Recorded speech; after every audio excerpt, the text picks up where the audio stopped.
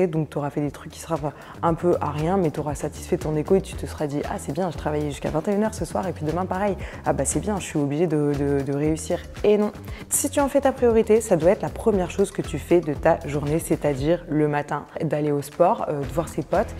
C'est possible d'avoir une vie sociale quand on est en fac de droit. Et c'est une perte de temps que d'assister à ces cours magistraux là. L'année suivante, j'ai compris que j'avais pas les connaissances, j'ai compris que j'avais un problème de méthodologie. Vous devez passer minimum 8 heures, vous devez passer 6 heures à faire ce TD, ce n'est pas vrai. 60% des étudiants en droit ratent leur première année, malheureusement. Et je vais essayer de décortiquer les 5 raisons, à mon sens, qui conduisent les étudiants à rater leur première année, sachant que la 5e raison, elle n'a pas l'air importante comme ça, mais crois-moi, c'est quelque chose qui peut faire la différence. C'est parti pour la raison number 1, manque d'adaptation entre le secondaire et le supérieur. En fait, il est possible que tu prennes le premier semestre de droit à la légère, parce que quand tu débutes, déjà, tu n'as pas les TD, tu as moins de cours qu'au lycée, sans les TD. Donc, tu te dis que, en fait, tranquille le droit. Et au lycée, tu pouvais avoir quand même relativement des bonnes notes sans trop taffer.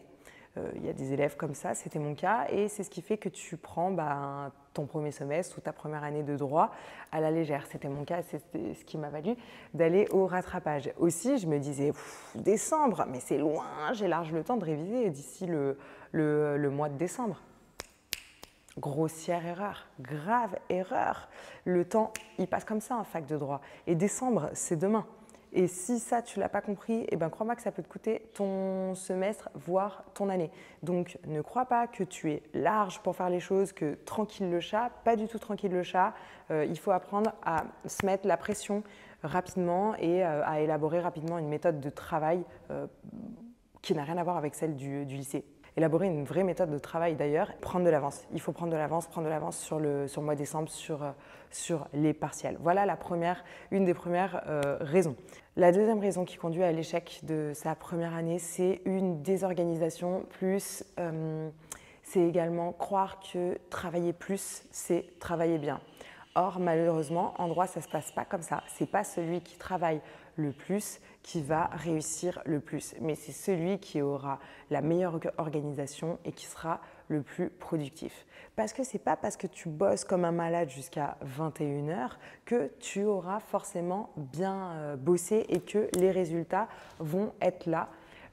Tu vas te dire, c'est pas juste, moi je suis pas d'accord avec toi parce que tu peux travailler jusqu'à 21 h et bâiller aux corneilles et pas être suffisamment concentré, donc tu auras fait des trucs qui seront un peu à rien, mais tu auras satisfait ton ego et tu te seras dit « Ah c'est bien, je travaillais jusqu'à 21 h ce soir et puis demain pareil, ah bah c'est bien, je suis obligée de réussir. » Et non, malheureusement, ça ne fonctionne pas comme ça. Ça peut fonctionner comme ça, mais il y a d'autres manière de réussir. Et donc, ce que tu peux faire, c'est t'organiser avec des planeurs. Pour ça, je te conseille d'utiliser un agenda ou un planeur, un semestriel, un au mois, un à la semaine et un à la journée. Deuxième chose, apprendre tes cours est normalement ta priorité. Si c'est ta priorité, pourquoi tu révises à la fin de la journée après avoir une testasse comme ça? Si c'est ta priorité, tu dois en faire ta priorité. Et si tu en fais ta priorité, ça doit être la première chose que tu fais de ta journée, c'est-à-dire le matin. Donc oui, je suis désolée, mais tu vas peut-être devoir te lever plus tôt pour avoir plus de chances de réussir. C'est comme ça que ça fonctionne, malheureusement. Et enfin, peux te donner un troisième conseil par rapport à l'organisation, qui est d'optimiser un maximum tes journées. Le but de la manœuvre, d'optimiser, c'est de concentrer en fait toutes tes plages de travail pour pouvoir conserver du temps pour tes loisirs, car oui, tu as le droit d'avoir des loisirs même si tu es en fac de droit. Et oui, c'est possible d'avoir des loisirs, d'aller au sport, de voir ses potes. C'est possible d'avoir une vie sociale quand on est en fac de droit. Pour ça, il faut bien s'organiser et optimiser son temps de travail. Optimiser son temps de travail, ça veut dire je commence à réviser plus tôt le matin. Entre midi et 2, je ne prends pas une pause déj de plus de 35 minutes. Franchement, ça ne sert à rien. Tu vas à la BU. Si au cours d'un CM, un prof s'exprime mal, explique mal, vous ne comprenez rien, tu vas à la BU pour réviser, c'est pas grave. Et tu révises avec un ouvrage dont le plan de l'ouvrage correspond au plan du prof. Parce que c'est une réalité, je suis désolée, il y a des profs qui sont pas pédagogues et qui ont un cours bidon, quoi, éclaté au sol, je suis désolée, il faut le dire. Et c'est une perte de temps que d'assister à ces cours magistraux là. Donc voilà, essaye de caler toutes tes plages de travail où tu es vraiment focus dans la journée, dans ta semaine. Comme ça te permet de dégager les soirs en fait pour des choses, pour d'autres choses que le droit. Pas tous les soirs, mais au moins certains soirs. Voilà. Troisième raison pour laquelle les étudiants ratent leur première année, c'est un manque de compréhension de la méthodologie et un manque de compréhension de l'importance de la méthodo en droit. Je vous explique. Moi, quand j'étais en L1, j'étais tombée sur 2 chargés de TD catastrophiques. Ils étaient humainement horribles et pas du tout pédagogues, donc je n'avais rien compris à ce qu'on attendait de moi par rapport aux exercices de droit. Et j'avais les connaissances quand même, mais mes notes ne décollaient pas. J'avais 6, 7, 8 et je ne comprenais pas pourquoi j'avais des notes comme ça. Et la prof, à part nous traiter d'ignare et nous dire qu'on n'avait pas les connaissances, tous du coup, c'était la seule chose qu'elle savait nous dire. Et en réalité, étant donné que je suis allée au rattrapage et que je suis passée à minima et que j'ai passé donc 2 fois mon premier semestre de L1, l'année suivante, j'ai compris que je n'avais pas les connaissances, j'ai compris que j'avais un problème de méthodologie. Et donc, avoir des problèmes en méthodologie, ça peut être fatal pour tes notes et donc pour tes études. C'est hyper important de comprendre la méthodologie de tous les exercices de droit dès que tu débutes dès la L1. Parce que pour moi, le droit, c'est 40% connaissance, 40% méthodologie et 20% d'entraînement. Donc si ton chargé t'explique bien la méthode, tant mieux. Mais si tes notes ne décollent pas alors même que tu as les connaissances, c'est qu'il y a un problème dans la méthode.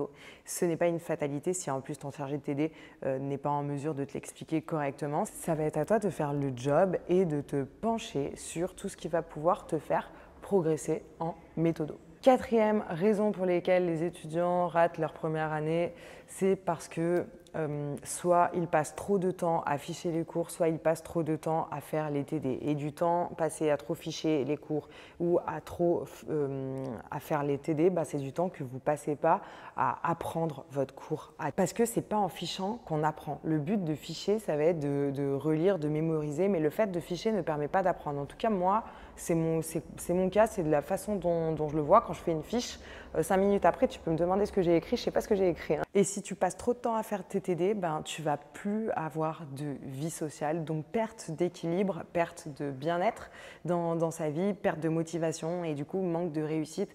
Ne croyez pas à ce que les profs vous disent quand ils vous disent vous devez passer minimum 8 heures, vous devez passer 6 heures à faire ce TD. Ce n'est pas vrai. C'est vous qui vous connaissez. Quand vous prenez un TD, vous regardez le TD en intégralité et vous verrez, au début c'est difficile de savoir, de se connaître, de savoir combien de temps je vais mettre pour faire tel exercice. Mais après, au fur et à mesure, vous allez vous connaître, vous allez apprendre. Il n'y a que vous qui pouvez déterminer combien de temps vous allez passer à faire un TD. Ce n'est pas parce que le prof il vous a dit que vous devez passer 8 heures que vous devez passer 8 heures. Okay, ce n'est pas parce que lui, il a souffert quand il était étudiant en droit que vous devez souffrir aussi. Okay, voilà, c'est une autre époque, il y a plein de façons de faire et le bien-être, c'est important aussi. Donc si tu passes trop de temps à faire tes TD, tu n'auras plus de vie sociale et en plus, tu ne te seras pas préparé de manière adaptée aux partiels parce que les partiels en moyenne, ils durent entre 2 et 3 heures et si tu passes 8 heures à faire un TD, tu ne sauras jamais faire les exercices dans le délai imparti en partiel et le but des révisions, c'est quand même de réussir les partiels. Donc pour ça, il faut se challenger pour faire les TD et il faut être en mesure de les faire.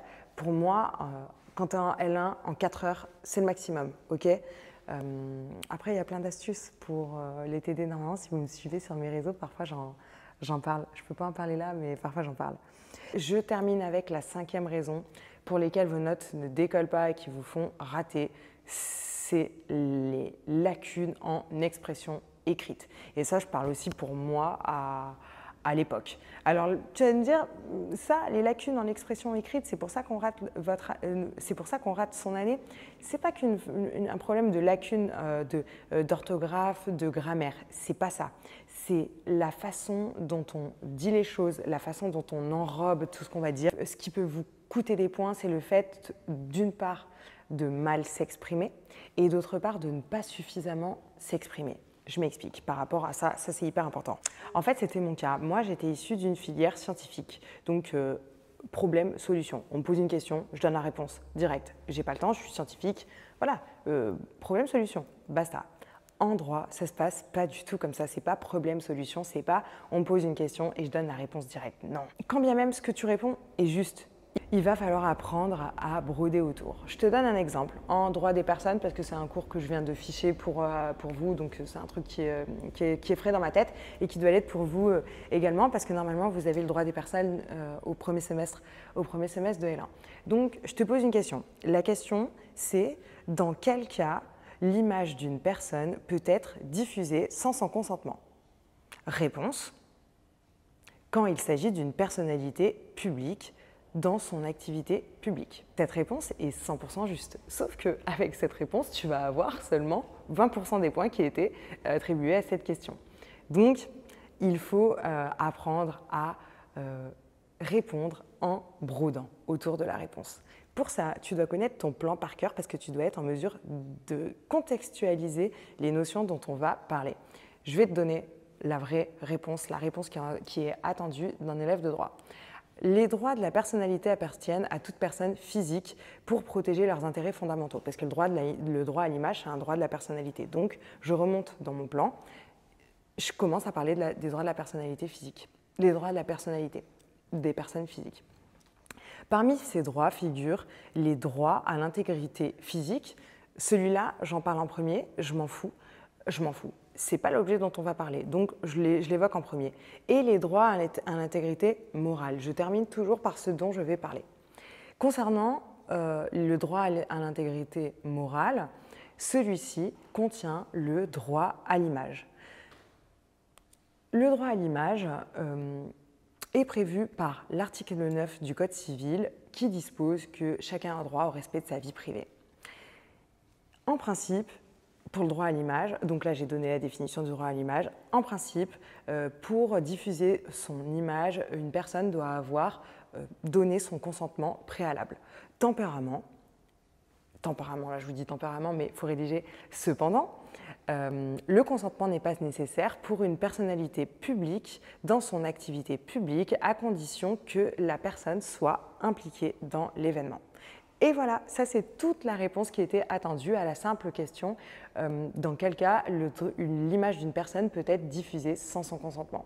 Et ça, c'est des choses qui vont vous permettre de faire vraiment la différence.